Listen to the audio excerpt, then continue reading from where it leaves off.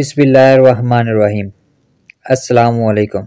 जी दोस्तों, आज की वीडियो मैंने जो आपके लिए बनाई है वो हाथ के उभार, सितारों और बुर्ज के बारे में आपको इन्फॉर्मेशन दूंगा ताकि आपके भी नॉलेज में इजाफा हो। अगर आपको वीडियो अच्छी लगे तो लाइक करें और अगर आप हमारे चैनल पर न्यू हैं तो हमारे चैनल को भी सब्सक्राइब करें। हमारी ज़मीन के चारों तरफ जो करीबी खला है इसको मंतका कहते हैं। इस मंतके में हमारे निज़ाम शमसी के 7 सितारों के लिए 12 बुर्ज हैं। महर फल्कियात और महर नजूम दोनों इस बात पर मुत्तफिक हैं कि ये मंतका असल में तकरीबन 6 डिग्री चौड़ा एक रास्ता है जिसमें सितारे सफ़र करते हैं। इसको मज़ीद 12 अलामतों में या बुर्जों में तकसीम कर दिया गया है। हर बुर्ज 30 डिग्री का है और हमारा सूरज हर 3 दिन बाद इनमें से एक बुर्ज में दाखिल होता है। 12 महीनों के बाद ये मुंतके का दायरा जो कि 307 डिग्री का है, 12 महीनों के बाद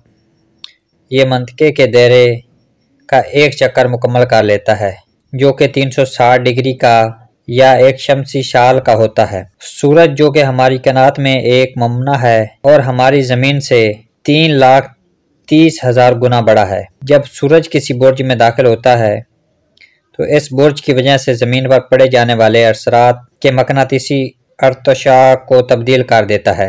लिहाजा हम कह सकते हैं कि अप्रैल में पैदा होने वाला शख्स मई में पैदा होने वाले शख्स में खसूसियत के अशार से इंतहाई बुनियादी फ़र्क होगा। मंजिलें मुख्तलिफ होंगी, दोनों की किस्मतें मुख्तलिफ होंगी। लिहाजा इन उबारों का तरीक़ पैदाइश के साथ जायज़ा लिया जाए तो ख़ास तौर पर बीमारी और सेहत के मुतल्लिक़ ज़्यादा सही तरीके के साथ पेशन गोइयाँ की जा सकती हैं।